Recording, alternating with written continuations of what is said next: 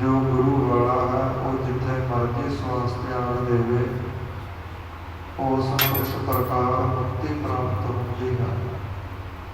महाराज कहते थां दे नालों धरती दे नालों ज़्यादा महिमा नाम दी है। जो नाम जपदा जपदा सतसंगत करदा करदा अपना जीवन लीला इस संसार ते खत्म करता है, वो हमेशा ही मुक्त होता है।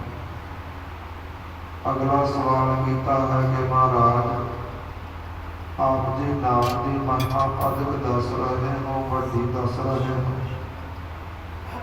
ते परमेश्वर के कई नाम है, नामां दीयां वक्खो वक्खरियां महिमा हैं। कोई अल्लाह अल्लाह खुदा खुदा कहता है, कोई राम राम कहता है। आप जी सतनाम बोलते हो।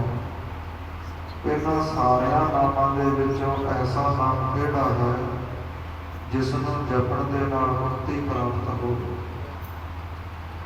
गुरु नानक देव जी सतगुरु कहण लगे कि भाई ये जिहड़े नाम हैं ये बेड़ियां वर्गे ने, किश्तियां वर्गे ने। ते किश्ती भावें जिहड़ी मर्जी ते बंदा सवार हो जाए, नाम भावें जिहड़ा मर्जी जप लवे। जिवें किश्ती ते सवार हो करके दरिया समुद्र पार किया जाता है, इदा ही नाम रूपी बेड़ी के उपर चढ़ करके मनुष्य संसार समुद्र तो पार होता है। इस प्रकार महाराज जी कांची की धरती उपर सिक्ख्या दे रहे सन।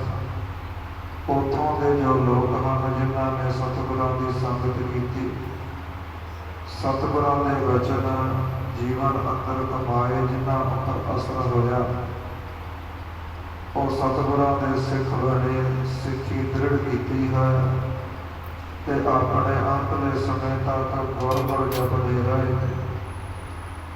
पातशाह ने वचन किए सन कि भाई जिहड़ा भी मनुख सतनाम वाहिगुरू का जाप करता रहता है, ਉਹਦੇ जीवन में आने वाले आदि व्याधि उपाधि रोग ने जो ये सारे ही नाश हो जाते हैं। वो अपना मनुखा जीवन सफल करके जाता है।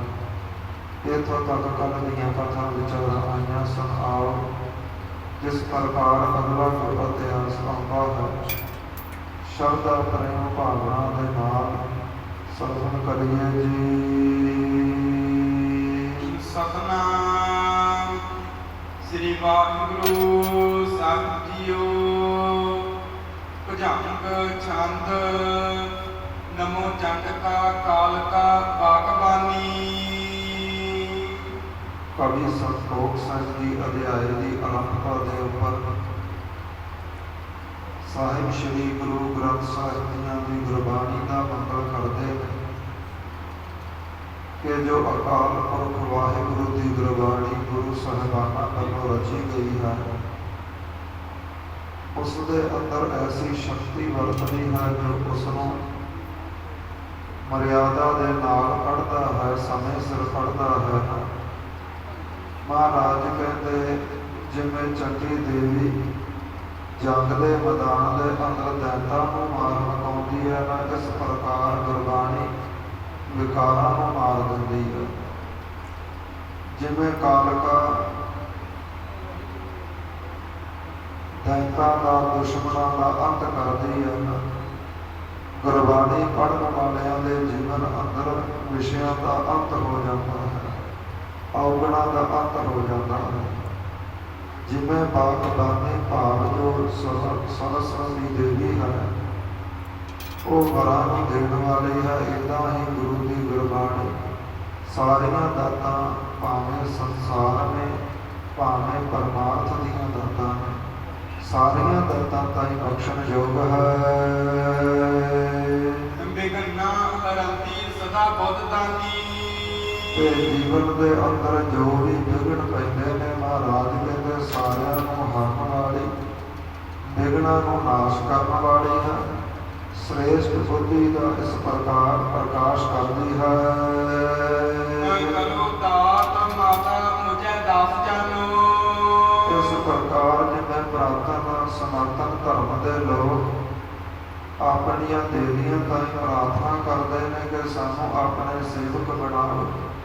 ਕਵੀ ਸੰਤੋਖ ਸਿੰਘ ਜੀ ਕਹਿੰਦੇ ਹੈ, ਐਸੀ ਗੁਰਬਾਣੀ ਮੇਰੇ ਉੱਪਰ ਕਿਰਪਾ ਕਰ, ਮੈਨੂੰ ਆਪਣਾ ਦਾਸ ਆਪਣਾ ਸੇਵਕ ਬਣਾ ਕਰਕੇ। ਸੁਛੰਦੰ ਗੁਰੂ ਕੀ ਕਥਾ ਹੋ ਬਖਾਨੋ। ਐਸੀ ਮਤ ਸਮਤ ਬਖਸ਼ਿਸ਼ ਕਰੋ ਕਿ ਜੋ ਗੁਰੂ ਦੀ ਕਥਾ ਹੈ ਇਹ ਸ੍ਰੇਸ਼ਟ ਤਰੀਕੇ ਦੇ ਨਾਲ ਲਿਖਣ ਦਾ ਔਰ ਪੜ੍ਹਨ ਦਾ, ਇਸ ਪ੍ਰਕਾਰ ਉਚਾਰਨ ਕਰਨ ਦਾ ਮੇਰੇ ਅੰਦਰ ਬਲ ਆਵੇ ਜੀ। ਸ੍ਰੀ ਬਾਲਾ ਸੰਦਰਬਾਚ। ਸਤਿਗੁਰੂ ਗੋਤ ਨਾਲ ਸੰਬੰਧ ਰੱਖਣ ਵਾਲੇ ਭਾਈ ਬਾਲਾ ਜੀ ਇਸ ਪ੍ਰਕਾਰ ਅਗਲਾ ਇਤਿਹਾਸ ਗੁਰੂ ਅੰਗਦ ਦੇਵ ਜੀਆਂ ਤਾਈਂ ਖਡੂਰ ਸਾਹਿਬ ਦੀ ਧਰਤੀ ਉੱਪਰ ਸੁਣਾਉਂਦੇ ਹੈ। ਜੋ ਪਈ ਸੁਣ ਸ੍ਰੀ ਅੰਗਦ ਕਥਾ ਰਸਾਲਾ। ਭਾਈ ਬਾਲਾ ਜੀ ਕਹਿੰਦੇ ਕਿ ਸਾਹਿਬ ਸ਼੍ਰੀ ਗੁਰੂ ਅੰਗਦ ਦੇਵ ਜੀ ਮਹਾਰਾਜ ਜੋ ਗੁਰੂ ਨਾਨਕ ਦੇਵ ਜੀਆਂ ਦੀ ਰਸ ਭਿੰਨੀ ਕਥਾ ਹੈ ਉਹ ਸਰਵਣ ਕਰੋ ਜੀ। ਆਗੇ ਕਮਨੀ ਬਹੁਰ ਕਿਰਪਾਲਾ। ਕਾਂਚੀ ਤੋਂ ਮਹਾਰਾਜ ਅੱਗੇ ਚੱਲੇ ਨੇ, ਅਸੀਂ ਵੀ ਨਾਲ ਹਾਂ। ਜਗਨਨਾਥ ਕੋ ਜਹ ਅਸਥਾਨਾ। ਤੇ ਇਸ ਪ੍ਰਕਾਰ ਜੋ ਜਗਨਨਾਥ ਦਾ ਉੜੀਸਾ ਦੇ ਅੰਦਰ ਮੰਦਰ ਹੈ, ਮਹਾਰਾਜ ਭਾਈ ਬਾਲਾ ਜੀ ਕਹਿੰਦੇ ਉੱਥੇ ਪਹੁੰਚੇ ਨੇ। ਤਹਾਂ ਜਾਏ ਪਹੁੰਚੇ ਗਤਦਾਨਾ। ਮੁਕਤੀ ਦਾਤੇ ਗੁਰੂ ਨਾਨਕ ਦੇਵ ਜੀ ਸਤਿਗੁਰੂ ਜਗਨਨਾਥ ਦੇ ਮੰਦਰ ਤੇ ਪਹੁੰਚੇ ਨੇ। ਹਰ ਮੰਦਰ ਕੇ ਦਰ ਪਰ ਜਾਈ। ਇਹ ਜਿਹੜਾ ਜਗਨਨਾਥ ਦਾ ਮੰਦਰ ਹੈ ਮਹਾਰਾਜ ਉਹਦੇ ਦਰਵਾਜ਼ੇ ਵਿੱਚ ਚਲੇ ਗਏ ਨੇ।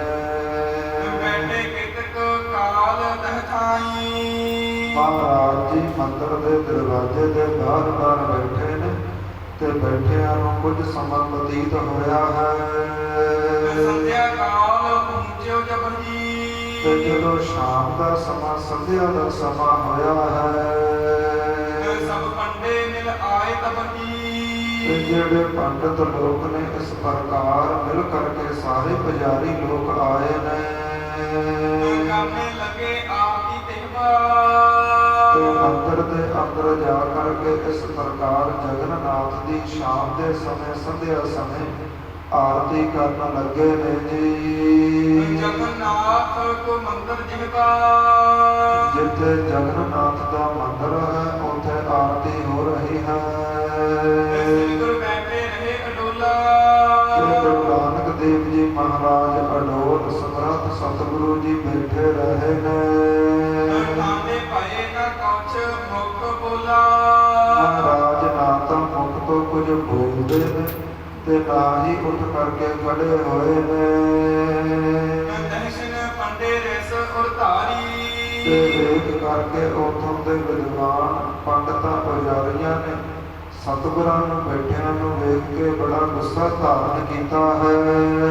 ਆਨ ਸਮੀਪੰ ਗਿਰਾ ਉਚਾਰੀ। ਤੇ ਗੁਰੂ ਨਾਨਕ ਦੇਵ ਜੀਆਂ ਦੇ ਕੋਲ ਆ ਕੇ ਬੋਲੇ ਨੇ।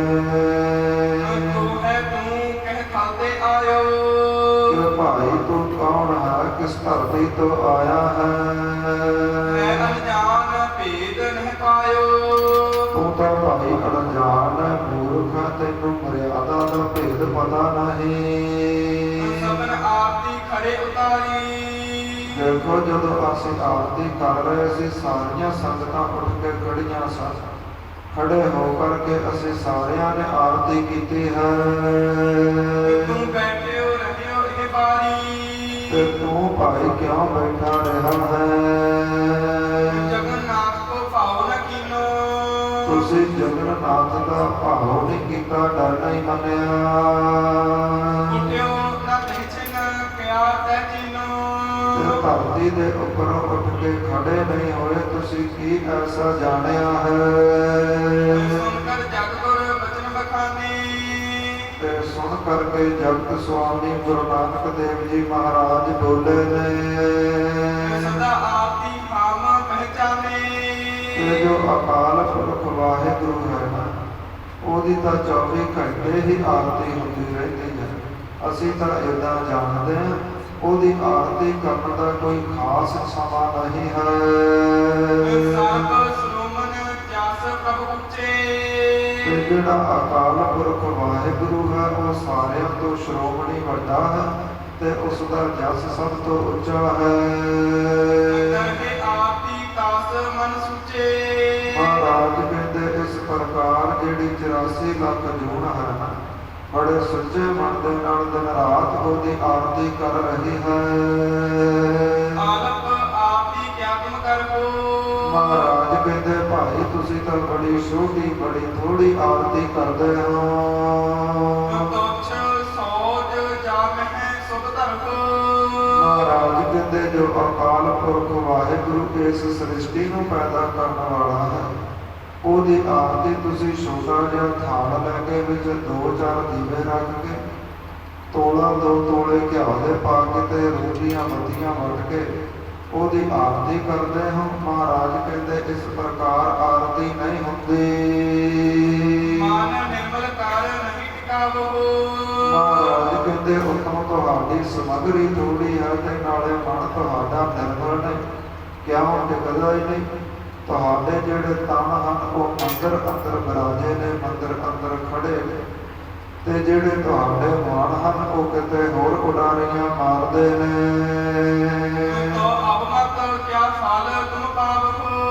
ਮਹਾਰਾਜ ਕਹਿੰਦੇ ਜਿਹੋ ਜੀ ਭਾਈ ਆਰਤੀ ਕਰਦੇ ਹੋ ਉਹੋ ਜਿਹਾ ਹੀ ਫਲ ਪਾਵੋਗੇ। ਭਗਤ ਕਹਿਣ ਲੱਗੇ ਭਾਈ ਫਿਰ ਹੋਰ ਕੈਸੀ ਆਰਤੀ ਹੁੰਦੀ ਹੈ? ਜਿਹੜੀ ਦਿਨ ਰਾਤ ਆਰਤੀ ਹੁੰਦੀ ਹੈ ਉਹ ਕੈਸੀ ਹੈ ਸਾਨੂੰ ਦੱਸਣਾ ਕਰੋ। ਤੇ ਇਸ ਪ੍ਰਕਾਰ ਉਹਨਾਂ ਵਿਦਵਾਨਾਂ ਦੇ ਬਚਨ ਸੁਣ ਕਰਕੇ ਕਿਰਪਾ ਦੇ ਘਰ ਗੁਰੂ ਨਾਨਕ ਦੇਵ ਜੀ ਮਹਾਰਾਜ ਜੀਆਂ ਨੇ ਆਰਤੀ ਦਾ ਸ਼ਬਦ ਉਚਾਰਨ ਕੀਤਾ ਹੈ।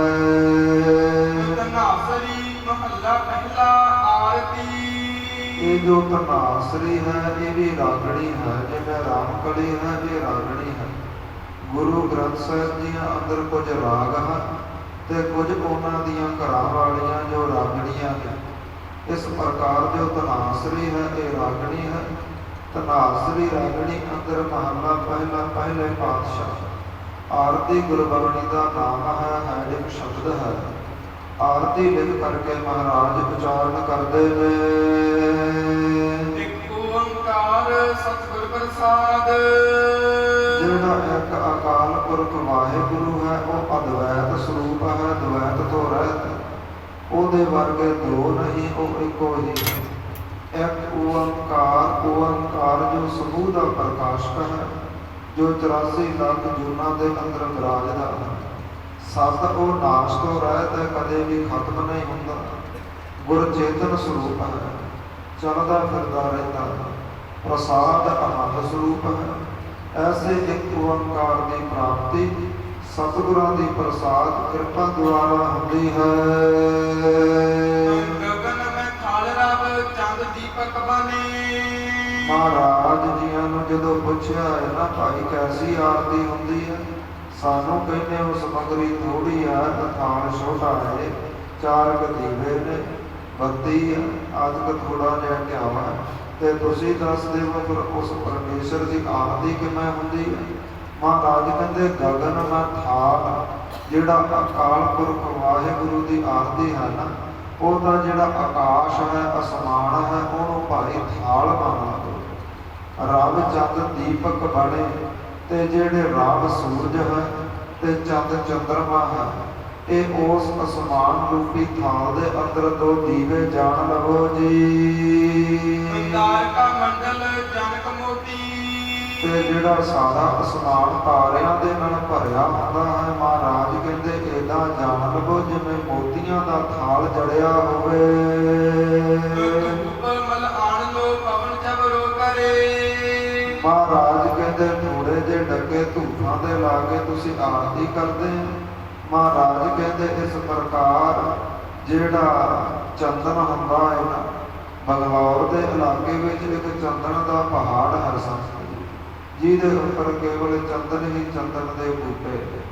ਮਹਾਰਾਜ ਕਹਿੰਦੇ ਜਦੋਂ ਐਸੇ ਚੰਦਨ ਦੇ ਜੰਗਲ ਨੂੰ ਅੱਗ ਲੱਗਦੀ ਹੈ ਤੇ ਆਸੇ ਪਾਸੇ ਦੇ ਕਈ ਪਿੰਡਾਂ ਸ਼ਹਿਰਾਂ ਤੱਕ ਉਹਦੀ ਵਾਸ਼ਨਾ ਸੁਣਨ ਜਾਂਦੀ ਹੈ। ਮਹਾਰਾਜ ਕਹਿੰਦੇ ਉਹ ਸਾਰਾ ਹੀ ਪਹਾੜ, ਜਿੰਨੇ ਵੀ ਸੰਸਾਰ ਦੇ ਪਹਾੜ ਹਨ ਜਿਨ੍ਹਾਂ ਵਿੱਚ ਚੰਦਨ ਦੇ ਬੂਟੇ ਉੱਗਦੇ ਨੇ, ਮਹਾਰਾਜ ਕਹਿੰਦੇ ਉਹਨਾਂ ਦੀ ਜੋ ਖੁਸ਼ਬੂ ਹੈ ਇਸ ਪ੍ਰਕਾਰ ਉਹਨੂੰ ਧੂਪ ਹੁੰਦੀ ਹੈ। ਪਵਨ ਝਗੜੋ ਕਰੇ, ਸਾਰੀ ਧਰਤੀ ਦੇ ਉੱਪਰ ਜੋ ਹਵਾ ਵਗਦੀ ਹੈ ਮਾਨੋ ਪਰਮੇਸ਼ਰ ਨੂੰ ਚਾਰ ਸਾਹਿਬ ਹੁੰਦੀ ਹੈ। ਸਗਲ ਬਨਰਾਏ ਫੂਲੰਦ ਜੋਤੀ, ਤੇ ਸਗਲ ਬਨਰਾਏ ਜਿੰਨੀ ਵੀ ਬਨਸਪਤੀ ਹੈ ਸਾਰੀ ਸੰਸਾਰ ਉੱਪਰ ਜਿੰਨੇ ਵੀ ਪ੍ਰਕਾਰ ਦੇ ਫੁੱਲ ਹਨ, ਮਹਾਰਾਜ ਕਹਿੰਦੇ ਸਾਰੇ ਸੰਸਾਰ ਦੇ ਜੋ ਫੁੱਲ ਹਨ ਉਹ ਇਸ ਪ੍ਰਕਾਰ ਉਸ ਪਰਮੇਸ਼ਰ ਉੱਪਰ ਵਰਖਾ ਕਰਦੇ ਨੇ। ਐਸੀ ਆਰਤੀ ਹੋਏ ਪਵਖੰਡਨਾ ਤੇਰੀ ਆਰਤੀ, ਜੋ ਭਾਵ ਸੰਸਾਰ ਦੇ ਦੁੱਖਾਂ ਨੂੰ ਖੰਡਨ ਕਰਨ ਵਾਲਾ ਹੈ, ਮਹਾਰਾਜ ਕਹਿੰਦੇ ਉਹਦੀ ਕੈਸੀ ਆਰਤੀ ਹੋਣੀ ਚਾਹੀਦੀ ਹੈ।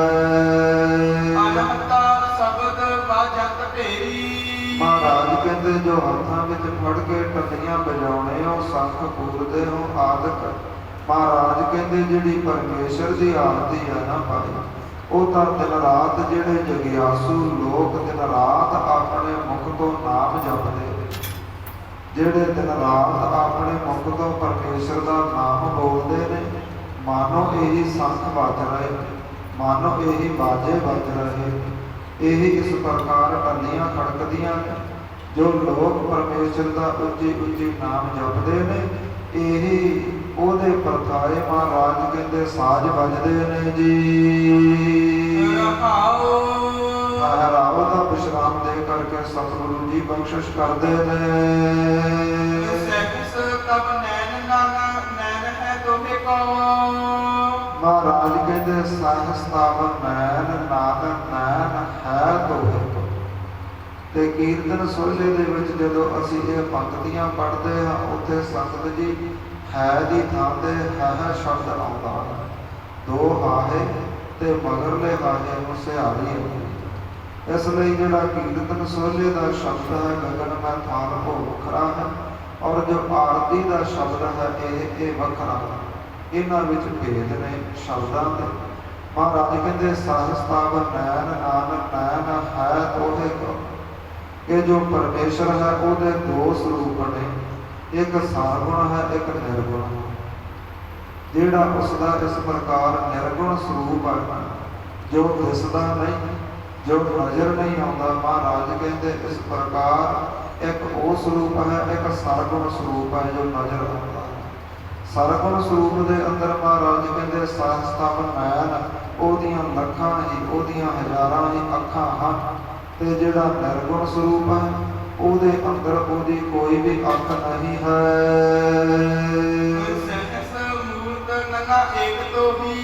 ਮਹਾਰਾਜ ਕਹਿੰਦੇ ਸੰਸਾਰ ਦੇ ਅੰਦਰ ਮੰਨ ਲਵੋ ਉਹਦੀਆਂ ਹਜ਼ਾਰਾਂ ਹੀ ਮੂਰਤੀਆਂ, ਹਜ਼ਾਰਾਂ ਹੀ ਦੇਹੀਆਂ ਨੇ, ਤੇ ਜੋ ਪਰਮੇਸ਼ਰ ਅਲੋਪ ਹੈ, ਸ਼ਕਤੀ ਹੈ, ਉਹਦੇ ਅੰਦਰ ਉਹਦੇ ਇੱਕ ਵੀ ਦੇਹੀ ਨਹੀਂ। ਚੱਕਰ ਚਿਹਨ ਅਰ ਵਰਨ ਜਾਤ ਅਰ ਪਾਤ ਨਹਿਨ ਜਿਹੇ, ਇਸ ਪ੍ਰਕਾਰ ਮਹਾਰਾਜ ਕਹਿੰਦੇ ਨੇ ਕਿ ਉਹ ਚੱਕਰਾਂ ਤੋਂ, ਚਿਹਨਾਂ ਤੋਂ, ਰੂਪ ਰੰਗ ਤੋਂ ਮਹਾਰਾਜ ਕਹਿੰਦੇ ਉਹ ਅਲੇਪ ਹੈ, ਨਿਰਲੇਪ ਹੈ। ਇਸ ਪ੍ਰਕਾਰ ਉਹ ਕਿਸੇ ਚੱਕਰ ਚਿਹਨ ਵਿੱਚ ਨਹੀਂ ਆਉਂਦਾ ਜੀ।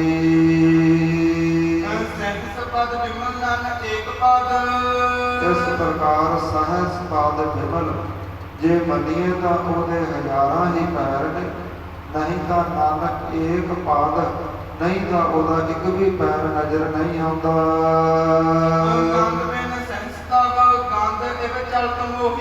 ਇਸ ਪ੍ਰਕਾਰ ਜੇ ਮਾਨੋ ਤਾਂ ਉਹਦੇ ਹਜ਼ਾਰਾਂ ਹੀ ਨੱਕ ਨੇ, ਤੇ ਜੇਕਰ ਉਹਦਾ ਸਰਗੁਣ ਸਰੂਪ ਵੇਖੋ ਤੇ ਉਹਦਾ ਕੋਈ ਵੀ ਨੱਕ ਨਜ਼ਰ ਨਹੀਂ ਆਉਂਦਾ। ਇਹ ਚਲਤ ਉਹੀ ਮਹਾਰਾਜ ਕਹਿੰਦੇ ਐਸੇ ਉਹਦੇ ਕੌਤਕ ਨੇ ਜੋ ਲੁਭਾਏ ਮਨ ਮੋਹਿਤ ਕਰਦੇ ਨੇ।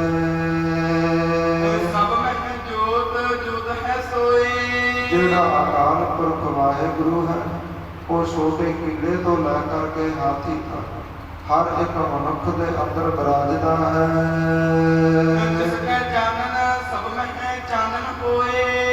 ਮਹਾਰਾਜ ਕਹਿੰਦੇ ਤਿਸ ਕਾ ਚਾਨਣ ਸਭ ਮਹਿ ਚਾਨਣ ਹੋਏ। ਉਹਦੀ ਕਿਰਪਾ ਦੇ ਨਾਲ ਉਹ ਹਰ ਇੱਕ ਸਰੀਰ ਅੰਦਰ ਵਿਰਾਜਦਾ ਹੈ, ਤਾਂ ਹੀ ਅੱਖਾਂ ਵੇਖ ਰਹੀਆਂ ਨੇ, ਤਾਂ ਹੀ ਸਰੀਰ ਦੇ ਅੰਦਰ ਚਾਨਣ ਹੈ। ਜਦੋਂ ਇਸ ਪ੍ਰਕਾਰ ਪਰਮੇਸ਼ਰ ਦੀ ਹੋਂਦ ਖਤਮ ਹੋ ਜਾਂਦੀ ਹੈ, ਇਹ ਪੰਜ ਭੂਤਕ ਜਿਹੜਾ ਸਰੀਰ ਹੈ ਸੰਗਤ ਜੀ ਮਿਟ ਜਾਂਦਾ ਹੈ। ਜਦੋਂ ਆਤਮਾ ਉਡਾਰੀ ਲਾ ਜਾਂਦੀ ਹੈ, ਉਦੋਂ ਇਹ ਸਰੀਰ ਖਤਮ ਹੋ ਜਾਂਦਾ ਹੈ। ਅੱਖਾਂ ਦੀ ਜੋਤ ਇਸ ਪ੍ਰਕਾਰ ਖਤਮ ਹੋ ਜਾਂਦੀ ਹੈ। ਤਿਸ ਕਾ ਚਾਨਣ ਸਭ ਮਹਿ ਚਾਨਣ ਹੋਏ। ਉਹਦੀ ਕਿਰਪਾ ਦੇ ਨਾਲ ਸਾਰਿਆਂ ਸਰੀਰਾਂ ਅੰਦਰ ਚਾਨਣ ਹੈ। ਗੁਰਸਾਖੀ ਜੋਤ ਪ੍ਰਗਟ ਹੋਏ। ਤੇ ਇਹ ਜੋਤ ਪ੍ਰਗਟ ਕਿਵੇਂ ਹੁੰਦੀ ਹੈ? ਗੁਰੂ ਦੀ ਸਿੱਖਿਆ ਦੁਆਰਾ। ਗੁਰਸਾਖੀ ਗੁਰੂ ਦੀ ਸਿੱਖਿਆ ਦੁਆਰਾ ਐਸੀ ਜੋਤ ਪ੍ਰਗਟ ਹੁੰਦੀ ਹੈ।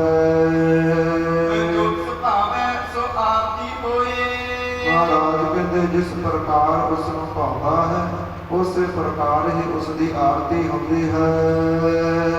ਹਰਿ ਚਰਨ ਕਮਲ ਮੁਕਰਾਂਤ ਲੋਕਿਤ ਮਨੋ।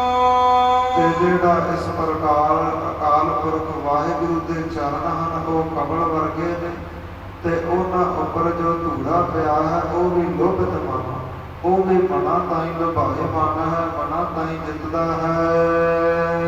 ਅਨੰਦਨੋ ਮੋਹਿ ਆਹੀ ਪਿਆਸਾ। ਤੇ ਅਕਾਲ ਪੁਰਖ ਵਾਹਿਗੁਰੂ ਐਸੀ ਕਿਰਪਾ ਕਰ, ਸਾਡਿਆਂ ਮਨਾਂ ਦੇ ਅੰਦਰ ਦਿਨ ਰਾਤ ਤੇਰਿਆਂ ਦਰਸ਼ਨਾਂ ਦੀ ਪਿਆਸ ਲੱਗੇ ਜੀ।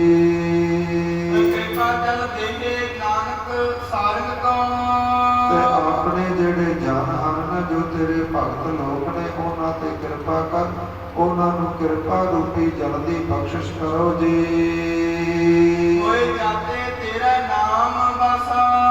ਜਿਹੜੇ ਕਿਰਪਾ ਰੂਪੀ ਜਲ ਨੂੰ ਛਕਣ ਦੇ ਨਾਲ ਇਹਨਾਂ ਸਰੀਰਾਂ ਦੇ ਅੰਦਰ, ਇਹਨਾਂ ਮਨਾਂ ਦੇ ਅੰਦਰ ਤੇਰਾ ਵਾਸਾ ਹੋ ਜਾਵੇ ਜੀ। ਇਸ ਪ੍ਰਕਾਰ ਕੀ ਆਰਤੀ। ਇਸ ਪ੍ਰਕਾਰ ਮਹਾਰਾਜ ਕਹਿੰਦੇ ਉਸ ਅਕਾਲ ਪੁਰਖ ਵਾਹਿਗੁਰੂ ਦੀ ਆਰਤੀ ਹੁੰਦੀ ਹੈ। ਨਿਤ ਉਤਾਰ ਕਰਤਾਰ।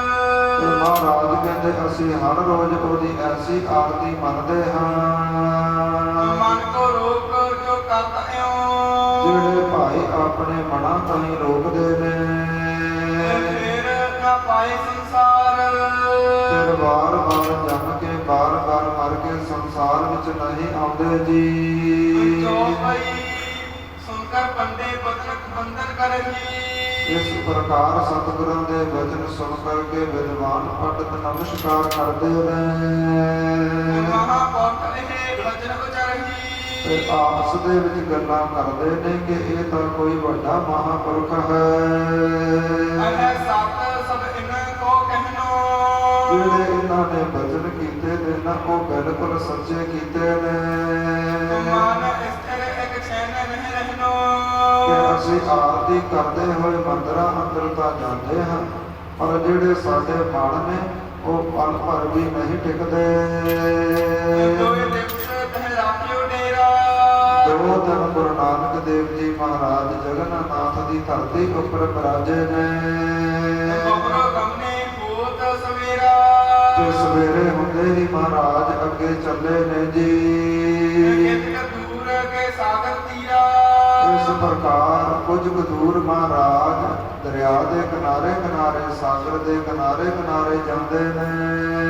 ਆਦਤ ਰੰਗ ਕੋ ਉਛਤ ਨੀਰਾ। ਤੇ ਜਿਸ ਸਾਗਰ ਦੇ ਜਲ ਦੀਆਂ ਤਰੰਗਾਂ ਬੜੀਆਂ ਸੁੰਦਰ ਉੱਪਰ ਉੱਠਦੀਆਂ ਨੇ। ਉਹਨਾਂ ਤੱਕ ਬੈਠੇ ਕਿਰਪਾ ਨਿਧਾਨ। ਤੇ ਫਿਰ ਮਹਾਰਾਜ ਕੁਝ ਕੁ ਦੂਰੀ ਤੇ ਜਾ ਕਰਕੇ ਬੈਠ ਗਏ ਨੇ। ਕਾਮਨ ਲੱਗਾ ਸਤ ਮਰਦਾਨਾ। ਤੇ ਭਾਈ ਮਰਦਾਨਾ ਜੀ ਆਪਣੀ ਰਬਾਬ ਲੈ ਕਰਕੇ ਕੀਰਤਨ ਕਰਨ ਲੱਗੇ, ਸ਼ਬਦ ਗਾਉਣ ਲੱਗੇ ਨੇ। ਉੱਚੀ ਸਰਸੋ ਔਰ ਰਖਾਇਓ। ਇਸ ਪ੍ਰਕਾਰ ਬੜਾ ਖੁਸ਼ ਹੋ ਕਰਕੇ ਉੱਚੀਆਂ ਸੁਰਾਂ ਲਾਉਂਦਾ ਹੈ। ਅਲਕਮ ਨੋਜ ਰਬਾਬ ਵਜਾਇਓ। ਐਸੀ ਮਨਾਂ ਨੂੰ ਹਾਰਨ ਵਾਲੀ, ਮਨਾਂ ਨੂੰ ਜਿੱਤਣ ਵਾਲੀ ਐਸੀ ਸੁੰਦਰ ਰਬਾਬ ਵੱਜ ਰਹੀ ਹੈ। ਦੂਸਰਾ ਇੱਕ ਮਿਰਤਕ ਮਾਨਵ ਕਰਾ। ਜਿੱਥੇ ਗੁਰੂ ਨਾਨਕ ਦੇਵ ਜੀ ਮਹਾਰਾਜ ਬੈਠੇ ਸਨ, ਉਥੋਂ ਕੁਝ ਕੁ ਦੂਰੀ ਦੇ ਉੱਪਰ ਇੱਕ ਬੰਦਾ ਮਰਿਆ ਪਿਆ ਸੀ, ਇੱਕ ਲਾਸ਼ ਸੀ ਜੀ। ਇੱਕ ਖਾਨ ਤਹਿ ਆਏ। ਤੇ ਜੋ ਜੰਗਲੀ ਜਾਨਵਰ ਹੈ, ਬਘਿਆੜ ਆਦਿਕ ਉਸ ਨੂੰ ਖਾਣ ਆਇਆ ਹੈ। ਆਦਿਕ ਛੁਟਾ ਜਿਹ ਕੋ ਲੱਗੀ। ਤੇ ਭਾਈ ਬਾਬਾ ਜੀ ਕਹਿੰਦੇ ਇਸ ਪ੍ਰਕਾਰ ਦੌੜਿਆ ਆਇਆ ਹੈ ਜਿਵੇਂ ਬਘਿਆੜ ਨੂੰ ਬਹੁਤੀ ਭੁੱਖ ਲੱਗੀ ਹੋਵੇ। ਚੁੰਮਿਓ ਮਸਤਕ ਜਾਏ ਤੇ ਜਾ ਕਰਕੇ ਉਸ ਦੇ ਸਿਰ ਵਾਲੇ ਪਾਸਿਓਂ ਉਸ ਦੇਹੀ ਨੂੰ ਉਸ ਬਘਿਆੜ ਨੇ ਸੁੰਘਣਾ ਕੀਤਾ ਹੈ। ਚੌਪਈ ਨਹਿ ਖਾਇਓ ਹਟ ਕਰ ਸੋ ਗਇਓ ਤੇ ਪਰ ਉਸ ਦੇਹੀ ਨੂੰ ਭਾਈ ਬਾਲਾ ਜੀ ਕਹਿੰਦੇ ਖਾਧਾ ਨਹੀਂ, ਪਿੱਛੇ ਮੁੜ ਗਿਆ ਹੈ। ਦੂਰ ਜਾਏ ਮਨ ਆਵਤ ਭਇਓ ਤੇ ਜਦੋਂ ਕੁਝ ਕੁ ਦੂਰੀ ਤੇ ਗਿਆ ਹੈ ਫਿਰ ਦੌੜਦਾ ਹੋਇਆ ਫਿਰ ਉਸ ਲਾਸ਼ ਵੱਲ ਆਇਆ ਹੈ। ਪਗ ਕਰ ਔਰ ਸੁੰਗਾ ਤਹਿ ਸਾਰਾ ਇਸ ਪ੍ਰਕਾਰ ਕਦੇ ਪੈਰਾਂ ਨੂੰ ਕਦੇ ਹੱਥਾਂ ਨੂੰ ਕਦੇ ਸਿਰ ਨੂੰ ਸੁੱਕਦਾ ਹੈ।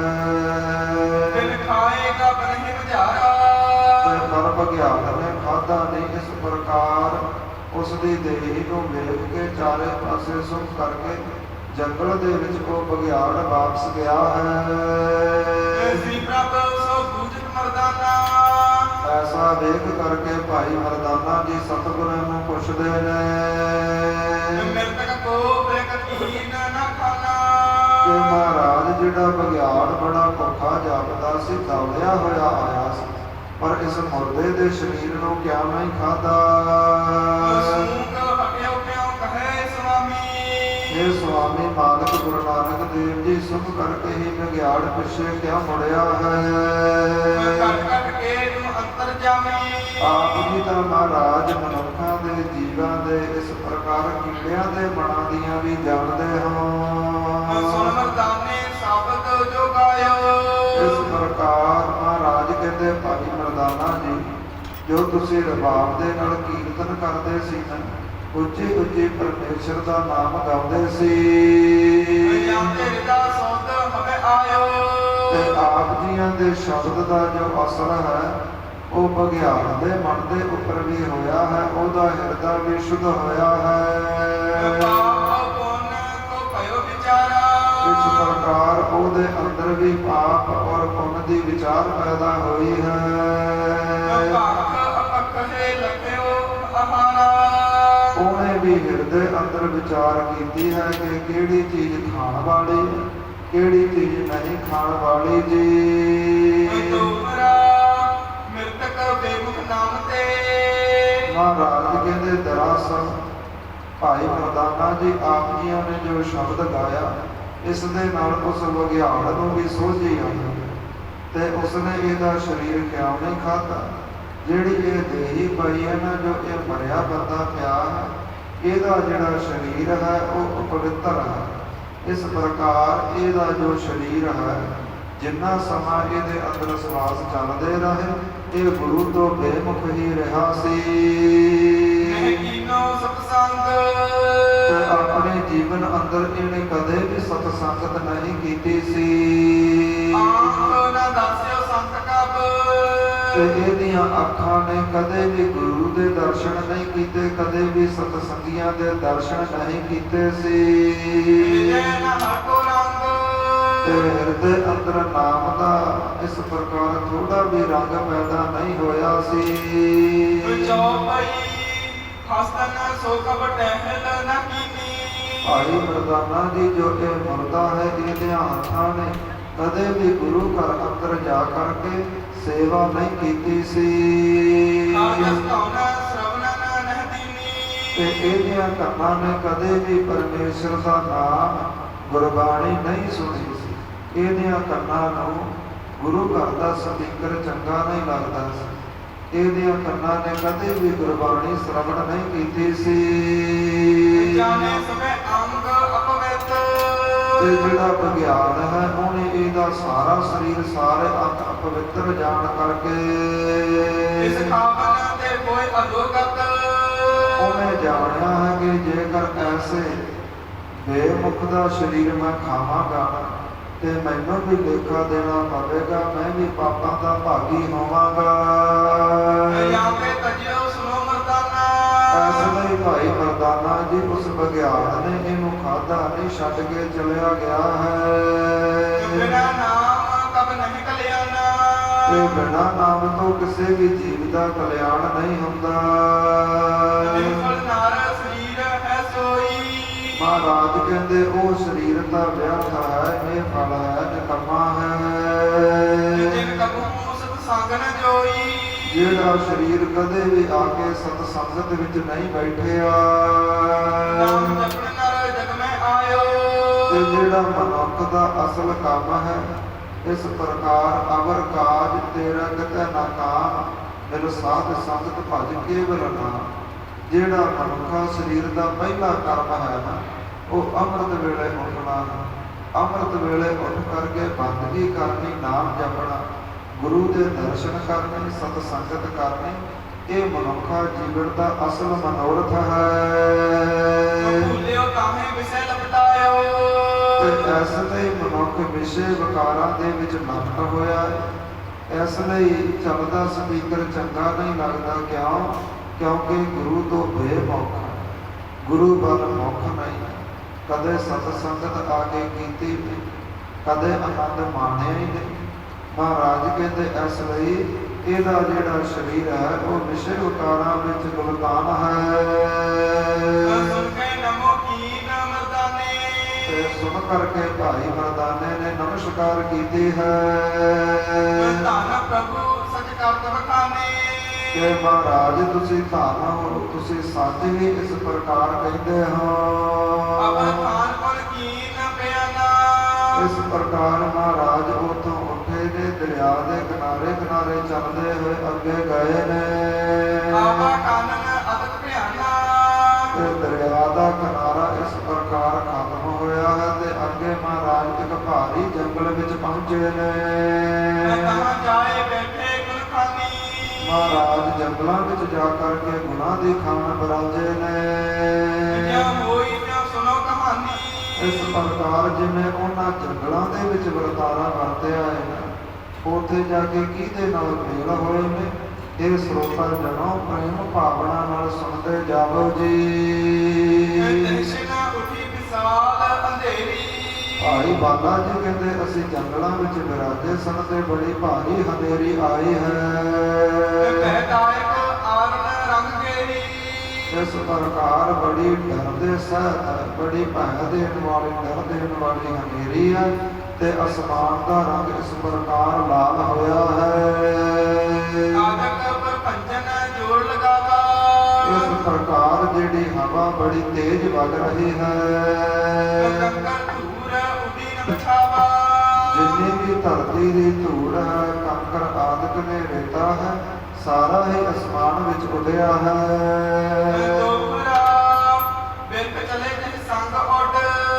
ਤੇ ਮਹਾਰਾਜ ਇਸ ਪ੍ਰਕਾਰ ਭਾਈ ਬਾਲਾ ਜੀ ਕਹਿੰਦੇ ਐਸੀ ਤੇਜ਼ ਹਨੇਰੀ ਸੀ, ਜਿਹੜੇ ਰੁੱਖ ਨੇ ਨਾ ਉਹ ਜੜੋਂ ਉਖੜ ਰਹੇ ਨੇ। ਹੋਇਓ ਤਿਮਰ ਕੁਮਾਰ। ਐਸਾ ਹਨੇਰਾ ਹੋ ਚੁੱਕਾ ਹੈ, ਐਸਾ ਬੱਦਲ ਛਾਇਆ ਹੈ। ਆਪ ਪਸਾਰ ਨਾ ਸੁਝਈ। ਇਸ ਪ੍ਰਕਾਰ ਅੱਖਾਂ ਖੋਲ੍ਹਣ ਦਾ ਸਮਾਂ ਵੀ ਨਹੀਂ ਮਿਲ ਰਿਹਾ। ਦੁੱਖ ਬਹੁਤ ਦੇਵਨ ਹਾਰ। ਐਸੇ ਦੁੱਖਾਂ ਨੂੰ ਦੇਣ ਵਾਲੀ ਹਨੇਰੀ ਵਗਦੀ ਹੈ। ਚੌਪਈ ਜਬ ਮਰਦਾਨੇ ਤਹਿ ਤਿਸ ਦੇਖਾ। ਜਦੋਂ ਐਸੀ ਹਨੇਰੀ, ਐਸਾ ਵਰਤਾਰਾ ਭਾਈ ਮਰਦਾਨੇ ਨੇ ਵੇਖਿਆ ਹੈ। ਮੇਰੇ ਮਤ ਕਹਿ ਕੀਨ ਬਸੇਖਾ। ਇਸ ਪ੍ਰਕਾਰ ਬੜੇ ਡਰਦੇ ਸਹਿਤ ਭਾਈ ਮਰਦਾਨਾ ਹੋਇਆ ਹੈ। ਆਨੰਦ ਕਰ ਅੰਬਰ ਕੋ ਪਾਇਓ। ਤੇ ਆਪਣੇ ਸਰੀਰ ਦੇ ਉੱਪਰ ਭਾਈ ਮਰਦਾਨਾ ਜੀ ਇੱਕ ਕੱਪੜਾ ਲੈ ਕਰਕੇ ਲੰਮਾ ਪੈ ਗਿਆ ਹੈ। ਬੋਟਿਓ ਭੂਮ ਵਿਖੇ ਅਕਲਾਇਓ। ਇਸ ਪ੍ਰਕਾਰ ਧਰਤੀ ਦੇ ਉੱਪਰ ਲੰਮਾ ਭਾਈ ਮਰਦਾਨਾ ਜੀ ਲੇਟ ਗਏ ਨੇ। ਸ੍ਰੀ ਨਾਨਕ ਸੋ ਬਚਨ ਉਚਾਰੇ। ਤੇ ਇਸ ਪ੍ਰਕਾਰ ਗੁਰੂ ਨਾਨਕ ਦੇਵ ਜੀਆਂ ਤਾਈਂ ਭਾਈ ਮਰਦਾਨਾ ਜੀ ਕਹਿੰਦੇ ਨੇ।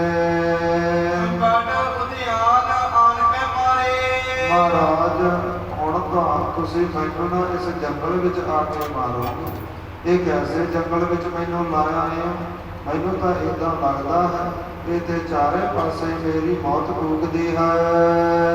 ਗੌਰ ਕਫਨ ਤੇ ਭੀਖ ਮੋ ਰਹਾ। ਤੇ ਮਹਾਰਾਜ ਜੇਕਰ ਮੈਂ ਇੱਥੇ ਮਰਿਆ ਨਾ ਤੇ ਨਾ ਤਾਂ ਮੈਨੂੰ ਇੱਥੇ ਕਬਰ ਨਸੀਬ ਹੋਣੀ ਤੇ ਨਾ ਹੀ ਮੈਨੂੰ ਇੱਥੇ ਕਫਨ ਨਸੀਬ ਹੋਵੇਗਾ। ਮਹਾਰਾਜ ਐਸੇ ਜੰਗਲ ਵਿੱਚ ਆ ਕੇ ਬੜਾ ਭਾਰੀ ਦੁੱਖ ਪਾਇਆ ਹੈ। ਮਹਾਰਾਜ ਹੱਸੇ ਨੇ ਤੇ ਹੌਸਲੇ ਵਾਲੇ ਵਚਨ ਬੋਲੇ ਨੇ। ਭਾਈ ਮਰਦਾਨਾ ਜੀ ਕਿਉਂ ਡਰਦੇ ਹੋ? ਨਹੀਂ ਸਮੀਪ ਆਏ ਕਛ ਤੇਰੇ। ਭਾਈ ਮਰਦਾਨਾ ਜੀ ਡਰੋ ਨਾ, ਆਪ ਜੀਆਂ ਦੇ ਕੋਲੇ ਆਪ ਜੀਆਂ ਦੇ ਨੇੜੇ ਕੁਝ ਵੀ ਨਹੀਂ ਆਵੇਗਾ। ਤੂੰ ਭਇਓ ਅਧੀਰ ਘਨੇਰੇ। ਭਾਈ ਮਰਦਾਨਾ ਜੀ ਕਿਉਂ ਹੌਸਲਾ ਛੱਡਿਆ ਹੈ? ਸੁਣੋ ਪ੍ਰਭੂ ਮੁਝ ਕਾਮ ਕੋ ਘਨੇਰਾ। ਕਹਿਣ ਲੱਗਾ ਮਹਾਰਾਜ ਮੇਰਾ ਤਾਂ ਸਰੀਰ ਕੰਬਦਾ ਹੈ। ਐਸਾ ਸੀਤ ਨਾ ਮੈਂ ਕਬ ਫੇਰਾ। ਮਹਾਰਾਜ ਐਸੀ ਤੇਜ ਹਨੇਰੀ ਠੰਡੀ ਹਵਾ ਮੈਂ ਅਜ ਤੱਕ ਨਹੀਂ ਵੇਖੀ। ਦੀਪ ਲੈ ਆਏ ਅੰਧੇਰੀ। ਮਹਾਰਾਜ ਇਹ ਹਨੇਰੀ ਨਹੀਂ ਵਗਦੀ, ਮੈਨੂੰ ਤਾਂ ਏਦਾਂ ਲੱਗਦਾ ਹੈ ਕਿ ਮੌਤ ਵਗ ਰਹੀ ਹੈ ਤੇ ਮੈਨੂੰ ਲੈਣ ਆਈ ਹੈ। ਭਾਈ ਆਰਪਲ ਪੂਰਨ ਮੇਰੀ। ਤੇ ਮੇਰੀ ਜੋ ਜੀਵਨ ਲੀਲਾ ਹੈ ਏਦਾਂ ਲੱਗਦਾ ਹੈ ਪੂਰੀ ਹੋ ਚੁੱਕੀ ਹੈ। ਪੁਨ ਸੋ ਦੈਤ ਦਿਖੇ ਕਰ ਆਵਾ। ਇੰਨੇ ਕੁ ਸਮੇਂ ਨੂੰ ਹਨੇਰੀ ਦੇ ਵਿੱਚ ਭਾਈ ਮਰਦਾਨਾ ਜੀਆਂ ਨੂੰ ਕੀ ਨਜ਼ਰ ਆਇਆ ਹੈ? ਇੱਕ ਭਾਰੀ ਦੈਂਤ ਨਜ਼ਰ ਆਉਂਦਾ ਹੈ। ਸਿਰ ਨਭ ਪਗ ਪਾਤਾਲ ਬਨਾਵਾ। ਐਸੀ ਲੰਬੀ ਦੇਹੀ ਹੈ ਜੋ ਸਿਰ ਹੈ ਆਕਾਸ਼ ਵੱਲ ਨੂੰ ਹੈ ਤੇ ਜਿਹੜੇ ਪੈਰ ਉਹ ਪਤਾਲ ਦੇ ਵਿੱਚ ਨਜ਼ਰ ਆਉਂਦੇ ਨੇ। ਬੜਾ ਭਿਆਨਕ ਸਰੂਪ ਹੈ, ਬੜੇ ਉਖੜੇ ਬੜੇ ਵੱਡੇ ਦੰਦ ਨੇ। ਜਿਹੜੇ ਨੱਕ ਹੈ ਔਰ ਕੰਨ ਦੀਆਂ ਜੋ ਮੋਰੀਆਂ ਹਨ ਮਾਨੋ ਕਿ ਹਨੇਰੇ ਦੇ ਖੂਹ ਨਜ਼ਰ ਆਉਂਦੇ ਨੇ। ਤੇ ਭਾਈ ਮਰਦਾਨੇ ਨੇ ਥੋੜਾ ਜਿਹਾ ਅੱਖਾਂ ਤੋਂ ਕੱਪੜਾ ਚੱਕ ਕਰਕੇ ਐਸਾ ਸਰੂਪ ਵੇਖਿਆ ਹੈ। ਹਿਰਦੇ ਅੰਦਰ ਬੜਾ ਡਰ ਪੈਦਾ ਹੋਇਆ ਹੈ, ਬੜਾ ਭੈ ਦੇ ਸਹਿਤ ਹੋਇਆ ਹੈ। ਤੇ ਕਹਿਣ ਲੱਗਾ ਮਹਾਰਾਜ ਆਪਾਂ ਹਨੇਰੀ ਤੋਂ ਬਚਦੇ ਬਚਦੇ ਮਹਾਰਾਜ ਜੇਕਰ ਮੈਂ ਹਨੇਰੀ ਦੀ ਮਾਰ ਤੋਂ ਬਚ ਵੀ ਗਿਆ ਨਾ ਤੇ ਜਿਹੜਾ ਇਹ ਦੈਂਤ ਨਜ਼ਰ ਆਉਂਦਾ ਹੈ ਇਹ ਮੈਨੂੰ ਖਾਵੇਗਾ। ਮਹਾਰਾਜ ਕਹਿਣ ਲੱਗੇ ਭਾਈ ਮਰਦਾਨਾ ਜੀ ਇਹ ਕੁਝ ਵੀ ਨਹੀਂ ਹੈ। ਇਹ ਪਰੇ ਪਰੇ ਲੰਘ ਜਾਵੇਗਾ, ਤੇਰੇ ਨੇੜੇ ਨਹੀਂ ਆਉਂਦਾ। ਇਸ ਪ੍ਰਕਾਰ ਵਾਹਿਗੁਰੂ ਦਾ ਨਾਮ ਜਪੋ, ਨਾਮ ਹੀ ਹੌਸਲਾ ਦੇਵੇਗਾ। ਤੇ ਕਿਸੇ ਵੀ ਚੀਜ਼ ਤੋਂ ਰਤੀ ਪਰ ਵੀ ਡਰਨਾ ਨਾ ਕਰੋ। ਇੰਨੇ ਕੁ ਸਮੇਂ ਨੂੰ ਕਲਯੁਗ ਪ੍ਰਕਾਸ਼ ਹੋਇਆ ਹੈ, ਕਲਯੁਗ ਦਾ ਪ੍ਰਗਟ ਹੋਇਆ ਹੈ ਜਿਹਨੇ ਅਗਨੀ ਦਾ ਲਿਬਾਸ ਪਹਿਨਿਆ ਹੈ। ਇਸ ਲਈ ਚਾਰੇ ਪਾਸੇ ਧੂਆਂ ਹੀ ਧੂਆਂ ਉੱਠਿਆ ਹੈ ਜੀ। ਇਸ ਪ੍ਰਕਾਰ ਆਪਣੇ ਮੁਖ ਨੂੰ ਕੱਪੜੇ ਦੇ ਨਾਲ ਢੱਕ ਕਰਕੇ ਭਾਈ ਮਰਦਾਨਾ ਜੀ ਡਰੇ ਨੇ। ਤੇ ਐਸਾ ਅਚਰਜ ਰੂਪ ਵੇਖ ਕਰਕੇ ਬੜਾ ਡਰ ਆਇਆ ਹੈ।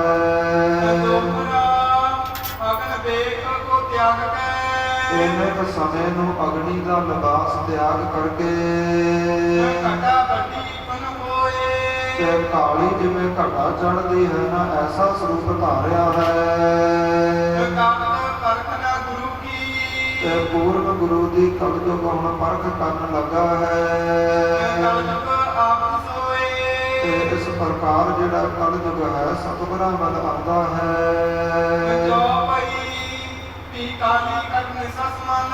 ਚਾਰੇ ਪਾਸੇ ਕਾਲੀਆਂ ਘਟਾਵਾਂ ਚੜੀਆਂ ਨੇ ਜੀ। ਤੇ ਅਸਮਾਨ ਦੇ ਵਿੱਚ ਚਮਕਦੀ ਬਿਜਲੀ ਏਦਾਂ ਪ੍ਰਤੀਤ ਹੁੰਦੀ ਹੈ ਜਿਵੇਂ ਕਲਯੁਗ ਦੇ ਹੱਥ ਵਿੱਚ ਤਲਵਾਰ ਚਮਕਦੀ ਹੋਵੇ। ਇਸ ਪ੍ਰਕਾਰ ਭਾਰੀ ਗੜਿਆਂ ਦੀ ਵਰਖਾ ਹੋਈ ਹੈ। ਇਸ ਪ੍ਰਕਾਰ ਭਾਈ ਬਾਬਾ ਜੀ ਕਹਿੰਦੇ ਗੜੇ ਵੀ ਕਾਹਦੇ ਜਾਨੋ ਅਸਮਾਨ ਵਿੱਚੋਂ ਪੱਥਰ ਡਿੱਗਦੇ ਹੋਣ ਜੀ। ਤੇ ਗੁਰੂ ਨਾਨਕ ਦੇਵ ਜੀ ਮਹਾਰਾਜ ਆਪਣੀ ਸਮਾਧੀ ਵਿੱਚ ਬੈਠੇ ਨੇ। ਕਾਲੀਆਂ ਘਟਾਵਾਂ ਤੇਜ ਹਵਾ ਵੱਲ ਡਿੱਗਦੇ ਅਸਮਾਨ ਵਿੱਚੋਂ ਗੜੇ ਸਤਿਗੁਰਾਂ ਨੂੰ ਛੂਹ ਤੱਕ ਨਹੀਂ ਸਕੇ। ਤੇ ਇਸ ਪ੍ਰਕਾਰ ਫਿਰ ਕਲਯੁਗ ਨੇ ਇਹ ਸੱਚ ਜਾਣਿਆ ਹੈ ਹੈ ਅਵਤਾਰ ਰੂਪ ਗੁਣਖਾਨੀ ਕਿ ਇਹ ਜੋ ਸੁੰਦਰ ਰੂਪ ਵਾਲਾ ਗੁਣਾਂ ਦੀ ਖਾਣ ਹੈ ਇਹ ਜ਼ਰੂਰ ਅਵਤਾਰੀ ਪੁਰਸ਼ ਹੈ ਮਾਨਵ ਰੂਪ ਧਾਰ ਬਣ ਆਇਓ ਇੱਕ ਸਮੇਂ ਨੂੰ ਕਲਯੁਗ ਨੇ ਮਨੁੱਖਾ ਸਰੀਰ ਧਾਰਨ ਕੀਤਾ ਹੈ ਆਦਕ ਬਦਨ ਤੇ ਅਗਨ ਬਮਾਇਓ ਇਸ ਪ੍ਰਕਾਰ ਅੱਗ ਆਪਣੇ ਮੁਖ ਵਿੱਚ ਕੱਢਦਾ ਹੈ ਦਿਨੇ ਕੰਠ ਕੀ ਜਾਵੇ ਹਮਾਰੀ ਇਸ ਪ੍ਰਕਾਰ ਜਿਹੜੀ ਦੇਹੀ ਹੈ ਉਹ ਮਾਨੋ ਸੋਨੇ ਦੇ ਵਾਂਗ ਚਮਕ ਰਹੀ ਹੈ ਇੱਕ ਹੱਥ ਮੈਂ ਜਿਹਦਾ ਧਾਰੀ ਤੇ ਕਲਯੁਗ ਦੇ ਇੱਕ ਹੱਥ ਦੇ ਵਿੱਚ ਜ਼ੁਬਾਨ ਜੀਭ ਫੜੀ ਹੋਈ ਹੈ ਕਰਿਓ ਲਿੰਗ ਕੋ ਦੂਸਰਾ ਹੱਥ ਤੇ ਦੂਸਰੇ ਹੱਥ ਅੰਦਰ ਸੰਗਤ ਜੀ ਜੋ ਕਾਮ ਇੰਦਰੀ ਹੈ ਉਹ ਪਕੜੀ ਹੈ ਆਮਾ ਸਨਮੁਖ ਜਨ ਜਗਨਾਥ ਤੇ ਗੁਰੂ ਨਾਨਕ ਦੇਵ ਜੀਆਂ ਦੇ ਸਾਹਮਣੇ ਮੂਹਰੇ ਆ ਖੜਾ ਹੋਇਆ ਹੈ ਮੁਖ ਤੇ ਕਹਿ ਸੁਖ ਰਾਸਾ ਗੁਰੂ ਨਾਨਕ ਦੇਵ ਜੀ ਵੇਖ ਕੇ ਹੱਸੇ ਤੇ ਬੋਲੇ ਨੇ ਮਰਦਾਨੇ ਵੀ ਦੇਖ ਤਮਾਸਾ ਕਿ ਭਾਈ ਮਰਦਾਨਾ ਜੀ ਮੁਖ ਤੋਂ ਕੱਪੜਾ ਲਾਓ ਆਓ ਤੁਹਾਨੂੰ ਇੱਕ ਤਮਾਸ਼ਾ ਵਿਖਾਈਏ ਸਾਵਧਾਨ ਹਵੇ ਧੀਰਜ ਧਰਿਏ ਸਾਵਧਾਨ ਹੋ ਕਰਕੇ ਹੌਸਲਾ ਰੱਖ ਕਰਕੇ ਵੇਖੋ ਜੀ ਕਾਮ ਕਰਨ ਤਰਾਸ ਵਿਚਰੀਏ ਤੇ ਰਤੀ ਪਰ ਵੀ ਇਹਦਾ ਡਰ ਨਹੀਂ ਮੰਨਣਾ ਕਲੀ ਕਬ ਬੰਧਨ ਕਰਕੇ ਇਸ ਪ੍ਰਕਾਰ ਇੰਨੇ ਕੁ ਸਮੇਂ ਨੂੰ ਕਲਯੁਗ ਨੇ ਆ ਕਰਕੇ ਨਮਸਕਾਰ ਕੀਤੀ ਹੈ ਬੋਲਿਓ ਨਿਜ ਅਪਰਾਧ ਵਿਚਰ ਤੇ ਕੇ ਆਪਣੇ ਗੁਨਾਹ ਨੂੰ ਮਹਿਸੂਸ ਕਰਦਾ ਹੋਇਆ ਬੋਲਿਆ ਹੈ ਬਖਸ਼ੋ ਖਤਾ ਜਿਨੀ ਮੈਂ ਕੀਨੀ ਮਹਾਰਾਜ ਮੈਂ ਆਪ ਜੀਆਂ ਦੀ ਪਰਖ ਕਰਦਾ ਸੀ ਇਸ ਲਈ ਤੇਜ ਹਨੇਰੀ ਇਸ ਲਈ ਕਾਲੀਆਂ ਘਟਾਵਾਂ ਤੇ ਅਸਮਾਨ ਵਿੱਚੋਂ ਗਲਿਆਂ ਦੀ ਵਰਖਾ ਕੀਤੀ ਹੈ ਮੇਰਾ ਇਹ ਗੁਨਾਹ ਬਖਸ਼ ਦੇਵੋ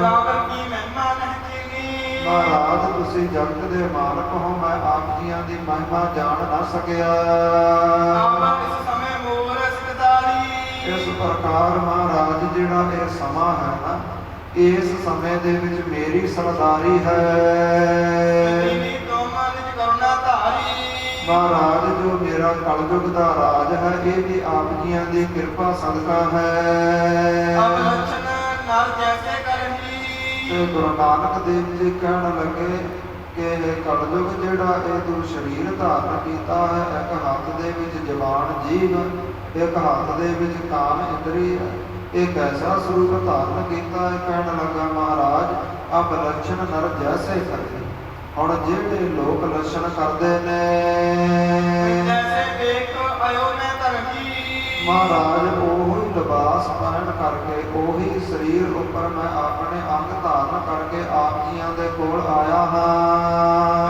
ਦੇਵ ਸੰਪਦਾ ਤਨਕਰ ਸਾਰੀ ਜਿਹੜੇ ਸ਼ੁਭ ਗੁਣ ਹਨ ਨਾ ਜਿਹੜੀ ਸ਼ੁਭ ਗੁਣਾਂ ਦੀ ਪੂੰਜੀ ਹੈ ਇਹ ਲੋਕ ਭੁੱਲ ਚੁੱਕੇ ਨੇ ਛੱਡ ਚੁੱਕੇ ਨੇ ਮੈਂ ਇੰਦਰ ਸਾਵਧਨ ਬਸਕਾਰੀ ਮਹਾਰਾਜ ਬਸ ਦੋਹਾਂ ਇੰਦਰੀਆਂ ਦੇ ਲੋਕ ਅਧੀਨ ਹੋਏ ਨੇ ਵਸ ਹੋਏ ਨੇ ਇੱਕ ਕਾਮ ਇੰਦਰੀ ਹੈ ਔਰ ਇੱਕ ਰਸ ਇੰਦਰੀ ਜੀਵ ਹੈ ਮੈਂ ਤੋ ਰਸਨਾ ਸਵਾਦ ਹਿਲਾਈ ਮਹਾਰਾਜ ਜੋ ਜੀਵ ਹੈ ਨਾ ਜਿਹਦੇ ਉਤੋਂ ਪਰਮੇਸ਼ਰ ਦਾ ਨਾਮ ਜਪਣਾ ਸੀ ਉਹ ਤਾਂ ਰਸ ਰਸ ਚੱਖ ਰਹੀ ਹੈ ਉਹ ਤਾਂ ਨਸ਼ੇ ਕਰ ਰਹੀ ਹੈ ਸ਼ਰਾਬਾਂ ਪੀ ਰਹੀ ਹੈ ਮਾਸ ਖਾ ਰਹੀ ਹੈ ਇਸ ਪ੍ਰਕਾਰ ਸਵਾਦਲੇ ਭੋਜਨ ਛਕ ਰਹੀ ਹੈ ਇਹ ਜੋ ਜੀਵ ਹੈ ਲੋਕ ਇਸ ਦੇ ਵਸ ਨੇ ਲਿੰਗ ਸਵਾਦ ਕੇ ਬਸ ਹੋ ਜਾਈ ਤੇ ਇਸ ਪ੍ਰਕਾਰ ਜਿਹੜਾ ਦੂਸਰਾ ਕਾਮ ਇੰਦਰੀ ਹੈ ਤੇ ਜਿਹੜੇ ਲੋਕ ਉਹਦੇ ਵੀ ਪੂਰਨ ਤਰ੍ਹਾਂ ਵਸ ਨੇ ਸਾਰੇ ਹੀ ਵਿਕਾਰ ਭੋਗਦੇ ਨੇ ਮਾਤਾ ਪਿਤਾ ਕੋਲ ਲੱਜਾ ਤਿਆਗੀ ਮਹਾਰਾਜ ਅੱਜ ਦੇ ਲੋਕਾਂ ਨੇ ਐਸਾ ਭਿਆਨਕ ਸਮਾਂ ਐਸਾ ਮੇਰਾ ਰਾਜ ਹੈ ਇਹਦੇ ਵਿੱਚ ਮਾਤਾ ਪਿਤਾ ਦਾ ਜਿਹੜਾ ਸਤਿਕਾਰ ਹੈ ਔਰ ਗੁਰੂ ਦੀ ਜੋ ਮਰਿਆਦਾ ਲੋਕ ਭੁੱਲ ਚੁੱਕੇ ਨੇ ਇਨਕੇ ਬਸੀ ਕੋਹੇ ਅਨੁਰਾਗੀ ਤੇ ਇਹਨਾਂ ਰਸਨਾ ਦੇ ਔਰ ਕਾਮ ਇੰਦਰੀ ਦੇ ਵਸ ਹੋ ਕਰਕੇ ਲੋਕ ਆਪਣਾ ਜੀਵਨ ਵਿਅਰਥ ਗਵਾਉਂਦੇ ਨੇ ਜਾਂਦੇ ਭੀਮਾ ਮਾਤਰ ਤਰੀਤਾ ਮਹਾਰਾਜ ਪਰ ਜਿਹੜੀ ਮੈਂ ਉਲਟ ਮਤ ਧਾਰਨ ਕੀਤੀ ਹੈ ਮਹਾਰਾਜ ਮੈਂ ਆਪ ਜੀਆਂ ਦੇ ਨਾਲ ਛਲ ਕਪਟ ਕਮਾਇਆ ਹੈ ਡਰ ਤੋਂ ਰਹਿਤ ਹੋ ਕਰਕੇ ਮਹਾਰਾਜ ਪਰ ਆਪ ਜੀ ਬਖਸ਼ਣਾ ਹਾਰੇ ਹਨ ਵੱਡਿਆਂ ਵੱਡਿਆਂ ਗੁਨਾਹਗਾਰਾਂ ਨੂੰ ਬਖਸ਼ ਦਿੰਦੇ ਹੋ ਜੋ ਆਪ ਜੀਆਂ ਦੀ ਚਰਨਾਂ ਦੀ ਸ਼ਰਨ ਵਿੱਚ ਆਉਂਦੇ ਨੇ। ਮੇਰੇ ਵੀ ਇਹ ਜਿਹੜੇ ਗੁਨਾਹ ਬਖਸ਼ ਲਵੋ। ਮਹਾਰਾਜ ਆਪ ਜੀ ਵੱਡੇ ਪੁਰਖ ਹੋ, ਇਹ ਆਪ ਜੀਆਂ ਦਾ ਸੁਭਾਅ ਹੈ ਬਖਸ਼ਣ ਵਾਲਾ। ਇਸ ਪ੍ਰਕਾਰ ਗੁਰੂ ਨਾਨਕ ਦੇਵ ਜੀ ਕਲ ਯੁਗ ਦੇ ਤਾਈ ਬੋਲੇ ਨੇ। ਮਹਾਰਾਜ ਕਹਿੰਦੇ ਤੇਰਾ ਅਸਲ ਨਾਮ ਕੀ ਹੈ ਔਰ ਤੇਰਾ ਦੇਸ਼ ਕਿਹੜਾ ਹੈ? ਕਿਹੜੇ ਕੰਮ ਵਾਸਤੇ ਤੂੰ ਮੇਰੇ ਕੋਲ ਆਇਆ ਹੈ? ਤੇ ਮੇਰੇ ਨਾਲ ਐਸਾ ਧੋਖਾ ਕਿਉਂ ਕੀਤਾ? ਕਿਉਂ ਤੇਜ ਹਨੇਰੀ ਚਲਾਈ? ਕਿਉਂ ਕਾਲੀਆਂ ਘਟਾਵਾਂ? ਕਿਉਂ ਬੜਿਆਂ ਦੀ ਵਰਖਾ ਕੀਤੀ ਹੈ? ਕਹਿਣ ਲੱਗਾ ਮਹਾਰਾਜ ਮੇਰਾ ਨਾਮ ਕਲਯੁਗ ਹੈ। ਮਹਾਰਾਜ ਮੈਂ ਤਾਂ ਆਪ ਜੀਆਂ ਦੇ ਕੋਲ ਆਪ ਜੀਆਂ ਦੇ ਦਰਸ਼ਨ ਕਰਨ ਆਇਆ ਹਾਂ। ਮਹਾਰਾਜ ਆਪ ਜੀ ਜਗਤ ਸੁਆਮੀ ਮਾਲਕ ਪਰਮੇਸ਼ਰ ਹੋ ਤੇ ਐਸੇ ਪਰਮੇਸ਼ਰ ਨੂੰ ਨਮਸਕਾਰ ਕਰਨ ਆਇਆ ਹਾਂ। ਮਹਾਰਾਜ ਮੈਂ ਆਪ ਜੀਆਂ ਦੀ ਪਰਖ ਕਰਨਾ ਚਾਹੁੰਦਾ ਸੀ। ਆਪ ਜੀ ਪੂਰੇ ਗੁਰੂ ਜਾਂ ਅਧੂਰੇ ਗੁਰੂ ਹੋ, ਇਸ ਲਈ ਮੈਂ ਇਹ ਜੋ ਝੱਕੜ ਹਨੇਰੀਆਂ ਚਲਾਏ ਸਨ ਜੀ। ਮਹਾਰਾਜ ਕਹਿਣ ਲੱਗੇ ਭਾਈ ਇਹ ਕਲਯੁਗ ਹੁਣ ਤੂੰ ਆਪਣੇ ਲੱਛਣ ਦੱਸਣਾ ਕਰ। ਇਸ ਪ੍ਰਕਾਰ ਜੇਕਰ ਤੂੰ ਕਲਯੁਗ ਅੰਦਰ ਆਪਣੇ ਆਪ ਨੂੰ ਸਰਦਾਰ ਅਖਵਾਉਣਾ ਹੈ ਤੇ ਤੇਰੀ ਫੌਜ ਕਿਹੜੀ, ਤੇਰੇ ਸਾਥੀ ਕੌਣ ਨੇ, ਉਹ ਦੱਸਣਾ ਕਰੋ ਜੀ। ਇਸ ਪ੍ਰਕਾਰ ਕੀ ਤੋਜੇ ਸਿਰਦਾਰੀ, ਤੇ ਇਸ ਪ੍ਰਕਾਰ ਜਿਹੜੀ ਤੇਰੀ ਸਰਦਾਰੀ ਹੈ ਉਹ ਕਿਹਨਾਂ ਦੇ ਸਿਰਾਂ ਤੇ ਹੈ? ਤੇ ਕਲਯੁਗ ਸਤਿਗੁਰਾਂ ਦੇ ਬਚਨ ਸੁਣ ਕਰਕੇ ਬੋਲਿਆ ਹੈ। ਕਹਿਣ ਲੱਗਾ ਮਹਾਰਾਜ ਜਿਹੜਾ ਕੂੜ ਝੂਠ ਹੈ ਨਾ ਇਹ ਮੇਰਾ ਅਸਲ ਸੂਰਮਾ ਹੈ। ਜਿਹੜਾ ਮੇਰਾ ਸੂਰਮਾ ਹੈ ਇਹ ਝੂਠ ਹੈ। ਇਸ ਪ੍ਰਕਾਰ ਕਲਯੁਗ ਦੇ ਸਮੇਂ ਦੇ ਅੰਦਰ ਹਰ ਇੱਕ ਪ੍ਰਾਣੀ ਹਰ ਇੱਕ ਮਨੁੱਖ ਝੂਠ ਬੋਲ ਰਿਹਾ ਹੈ। ਕਿਤੇ ਮਾਤਾ ਪਿਤਾ ਨੂੰ ਝੂਠ ਬੋਲਿਆ ਜਾਂਦਾ ਹੈ, ਕਿਤੇ ਆਪਣੇ ਗੁਰੂ ਤਾਈਂ ਝੂਠ ਬੋਲਿਆ ਜਾਂਦਾ ਹੈ। ਇਸ ਪ੍ਰਕਾਰ ਜਿਹੜਾ ਝੂਠ ਹੈ ਮਹਾਰਾਜ ਉਹ ਮੇਰਾ ਸੂਰਮਾ ਹੈ ਜੀ। ਇਸ ਪ੍ਰਕਾਰ ਸਾਰੀ ਫੌਜ ਦੇ ਮੂਹਰੇ ਵਿਕਾਰਾਂ ਰੂਪੀ ਜਿਹੜੀ ਮੇਰੀ ਫੌਜ ਹੈ ਨਾ ਉਹਦੇ ਮੂਹਰੇ ਜਿਹੜਾ ਝੂਠ ਹੈ ਇਹ ਨਿਸ਼ਾਨ ਲੈ ਕੇ ਤੁਰਦਾ ਹੈ। ਜਿਵੇਂ ਫੌਜ ਦੇ ਮੂਹਰੇ ਨਗਾਰਿਆਂ ਵਾਲੇ ਨਿਸ਼ਾਨਾਂ ਵਾਲੇ ਹੁੰਦੇ ਨੇ, ਮੇਰੀ ਸਾਰੀ ਫੌਜ ਦੇ ਮੂਹਰੇ ਇਹ ਨਿਸ਼ਾਨ ਲੈ ਕੇ ਤੁਰਦਾ ਹੈ। ਜਿਹੜਾ ਝੂਠ ਹੈ ਇਹ ਮੇਰਾ ਸੂਰਮਾ ਹੈ ਜੀ। ਇਹ ਜਿਹੜਾ ਮੋਹ ਹੈ ਉਹ ਇਸ ਪ੍ਰਕਾਰ ਰਾਜਾ ਹੈ, ਉਹ ਮੇਰਾ ਰਾਜਾ ਬਣਾਇਆ ਹੋਇਆ ਹੈ।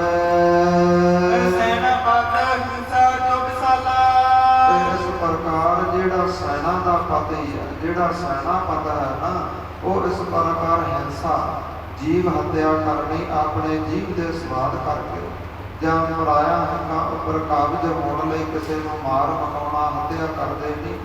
ਇਸ ਪ੍ਰਕਾਰ ਕਲਯੁਗ ਕਹਿ ਰਿਹਾ ਹੈ ਮਹਾਰਾਜ ਜਿਹੜਾ ਝੂਠ ਹੈ ਉਹ ਮੇਰਾ ਸੂਰਮਾ ਹੈ ਤੇ ਜਿਹੜਾ ਮੋਹ ਹੈ ਸਾਰੀ ਜਿਹੜੀ ਲੁਕਾਈ ਹੈ ਇਹ ਮੋਹ ਅੰਦਰ ਗੁਲਤਾਨ ਹੈ। ਇਸ ਲਈ ਇਹ ਮੋਹ ਹੈ ਜੋ ਮੇਰਾ ਰਾਜਾ ਹੈ, ਇਹ ਸੈਨਾਪਤ ਹੈ ਜੋ ਉਹ ਇਸ ਪ੍ਰਕਾਰ ਜੋ ਹਿੰਸਾ ਹੈ ਨਾ ਉਹ ਮੇਰਾ ਸੈਨਾਪਤੀ ਹੈ ਜੀ।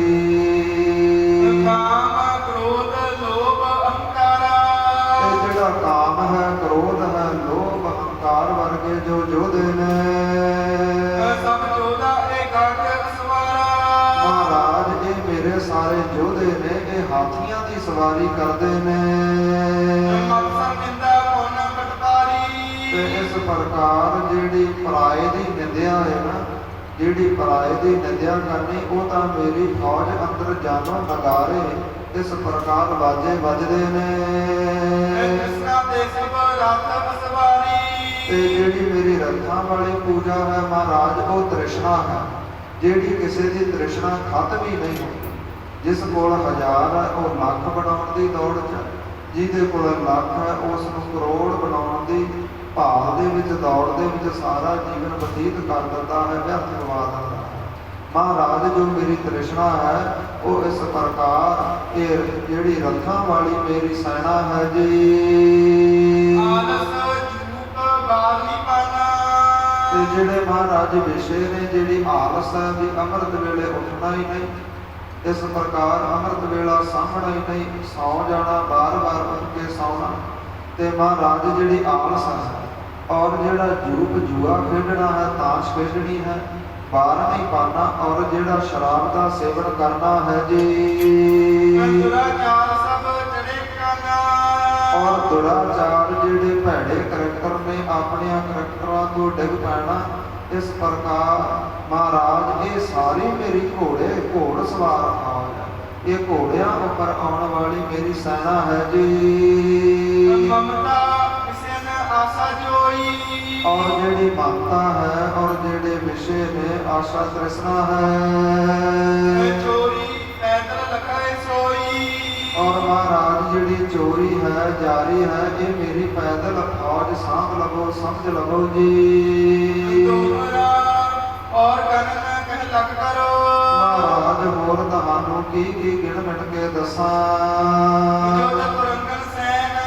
ਇਹ ਮੇਰੀ 4 ਤਰ੍ਹਾਂ ਦੀ ਫੌਜ ਹੈ, ਘੋੜ ਸਵਾਰ ਹੈ, ਪੈਦਲ ਹੈ, ਹਾਥੀਆਂ ਵਾਲੀ ਹੈ, ਰੱਥਾਂ ਵਾਲੀ, ਜਾਣ ਲਵੋ। ਚੜ ਦੌੜ ਹੈ ਜਿਸ ਦਿਸ਼ਾ ਕੋ। ਮਹਾਰਾਜ ਜਿਸ ਪਾਸੇ ਵੀ ਮੇਰੀ ਫੌਜ ਜਾਂਦੀ ਹੈ ਜੀ। ਮਾਰ ਕਰਕੇ ਬਿਨ ਚੈਨ। ਤੇ ਇਸ ਪ੍ਰਕਾਰ ਇਹ ਚੰਗੇ ਚੰਗੇ ਧਰਮੀਆਂ ਨੂੰ ਮਾਰ ਮਕਾਉਂਦੀ ਹੈ ਔਰ ਚੈਨ ਹੈ ਉਸ ਨੂੰ ਉਡਾ ਦਿੰਦੀ ਹੈ। ਚੌਪਈ ਇਨ ਆਗੇ ਨਹੀਂ ਕਰ ਹਵੇ ਕੋ। ਮਹਾਰਾਜ ਇਹਨਾਂ ਦੇ ਮੂਹਰੇ ਕੋਈ ਵੀ ਟਿਕਦਾ ਨਹੀਂ। ਕੋਟ ਮਤੇ ਗੱਲਾ ਕੋ।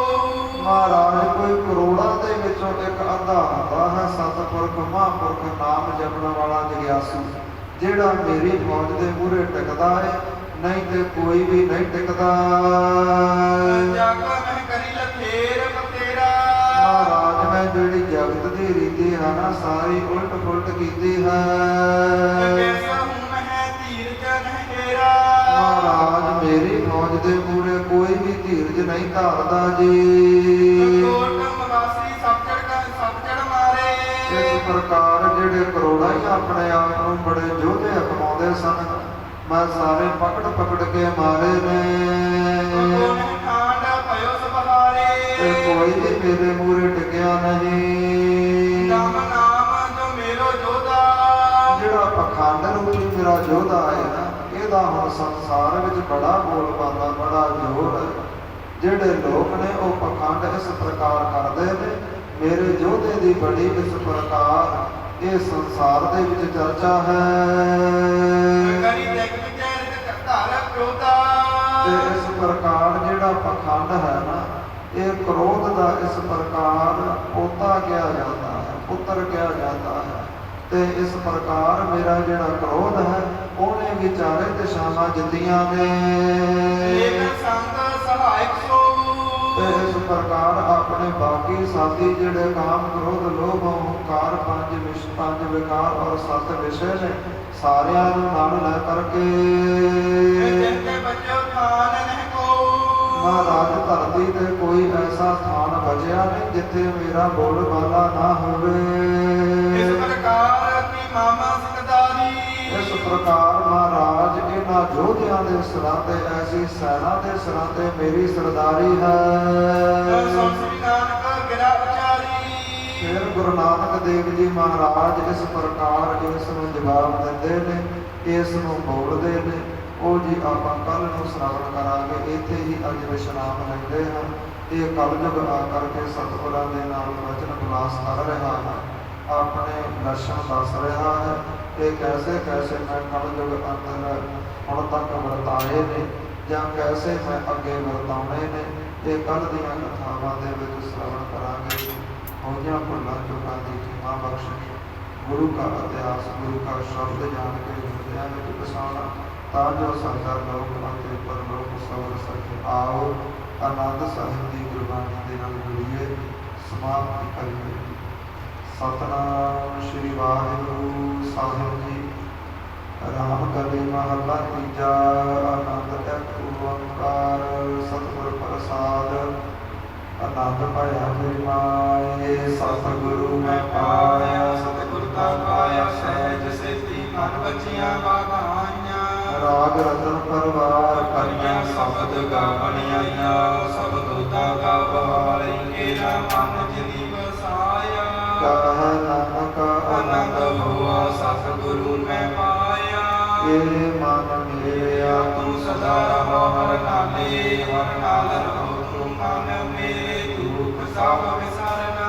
ਅੰਗੀਕਾਰ ਉਹ ਕਰੇ ਤੇਰਾ ਕਾਰਜ ਸਭ ਸਵਾਰਨਾ।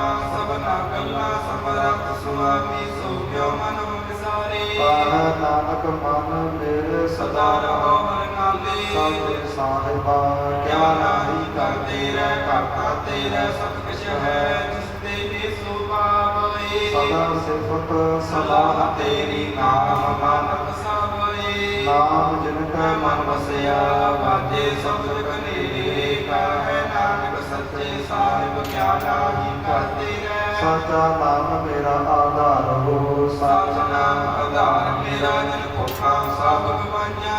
ਤਨ ਸ਼ਾਂਤ ਸੁਖ ਮਨ ਮਨ ਆਏ ਵਸਿਆ ਜਿਨ ਇੱਛਾ ਸਭ ਬੁਝਾਈਆਂ। ਸਦਾ ਕੁਰਬਾਨ ਕੀਤਾ ਕੀਤਾ ਗੁਰ ਬਿਟਾ ਹੋ ਜੈਸੀਆਂ ਇਹ ਵਡਿਆਈਆਂ। ਕਹ ਨਾਨਕ ਸੁਣੋ ਸੰਤ ਹੋ ਸ਼ਬਦ ਤਰਹੁ ਪਿਆਰੋ। ਸਾਚਾ ਨਾਮ ਮੇਰਾ ਆਧਾਰੋ। ਵਾਜੇ ਪੰਜ ਸ਼ਬਦ ਤਤ ਘਰ ਸੁਭਾਗਾ ਘਰ ਸੁਭਾਗੈ ਸ਼ਬਦ ਵਾਜੇ ਕਲਾ ਜਿਤ ਕਰ ਧਾਰਿਆ। ਪੰਜ ਦੂਤ ਤੁਧ ਵਸ ਵਾਸ ਕੀਤੇ ਕਾਲ ਕੰਟ ਕਮਾਰਿਆ। ਤੁਰ ਕਰਮ ਪਾਇਆ ਤੁਧ ਜਿਨ ਕਉ ਸੇ ਨਾਮ ਹਰ ਕੈ ਲਾਗੇ। ਕਹੈ ਨਾਨਕ ਤੈ ਸੁਖ ਹੋਆ ਤਿਤ ਕਰ ਅਨਹਦ ਵਾਜੇ। ਅਨੰਦ ਸਮਾਵਨ ਭਾਗੀ ਹੋ ਸਗਲ ਮਨੋਰਥ ਪੂਰੇ। ਪਾਰ ਬ੍ਰਹਮ ਪ੍ਰਭ ਪਾਇਆ ਉਤਰੇ ਸਗਲ ਵਿਸੂਰੇ। ਦੁਖ ਰੋਗ ਸੰਤਾਪ ਆਪੇ ਉਤਰੇ ਸੁਣੀ ਸੱਚੀ ਬਾਣੀ। ਸੰਤ ਸਾਜਨ ਭਏ ਸਾਸੇ ਪੂਰੇ ਗੁਰ ਤੇ ਜਾਣੀ। ਸੁਣਤੇ ਪੁਨੀਤ ਕਹਤੇ ਭਗਤ ਸਤਿਗੁਰ ਰਹਿਆ ਭਰਪੂਰੇ। ਬਿਨਵੰਤ ਨਾਨਕ ਗੁਰ ਚਰਨ ਲਾਗੇ ਵਾਜੇ ਅਨਹਦ ਪੂਰੇ। ਸਲੋਕ ਪਵਨ ਗੁਰੂ ਪਾਣੀ ਪਿਤਾ ਮਾਤਾ ਧਰਤ ਮਹਤ ਦਿਵਸ ਰਾਤ ਦੋਇ ਦਾਈ ਨਾਇਆ ਪੀਲੇ ਸਗਲ ਜਗਤ। ਜਗਿਆਈਆ ਬੁਰਿਆਈਆ ਵਾਜੈ ਵਾਚਾ ਧਰਮ ਦੂਰ। ਕਰਮੀ ਆਪੋ ਆਪਣੀ ਕੇ ਨੇੜੇ ਕੇ ਦੂਰ। ਜਿਨੀ ਨਾਮ ਤੇ ਆਇਆ ਗਏ ਗਏ ਮਸਕਤ ਕਾਲ। ਨਾਨਕ ਤੇ ਮੁਖ ਉਜਲੇ ਕੀਤੀ ਛੁਟੀ ਨਾਲ। ਜਿਨੀ ਨਾਮ ਤੇ ਆਇਆ ਗਏ ਮਸਕਤ ਕਾਲ। ਨਾਨਕ ਤੇ ਮੁਖ ਉਜਲੇ ਕੀਤੀ ਛੁਟੀ ਨਾਲ। ਵਾਹਿਗੁਰੂ ਜੀ ਕਾ ਖਾਲਸਾ ਵਾਹਿਗੁਰੂ ਜੀ ਕੀ ਫਤਿਹ।